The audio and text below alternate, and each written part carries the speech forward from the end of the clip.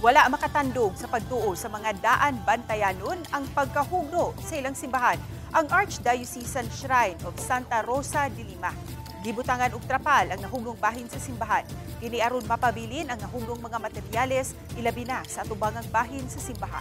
Matod sa ilang kura paroko nga sa atubangang bahin sa simbahan ang nahugno apan pabiling dili gihapon magamit ang ubang bahin sa simbahan tungod sa mga buak-buak susulod niini. Busa sa atubangang bahin sa ilang kumbento, gipabarog ang tent diin gisaulog ang Santos nga Misa. Misaulog usab sila og mga Santos nga Misa sa kapilya kilid sa simbahan. Matod ni Father Randy Lebria, ang kura paroko, nga walay naangol sa pagkahugno sa simbahan, apan padayon ang kainit sa pagtuo sa mga daan bantayan. Wa usab mawadi og paglaom ang mga tawo aron makabangon ang ilang simbahan sa tabang sa katawhan ug sa kagamhanan.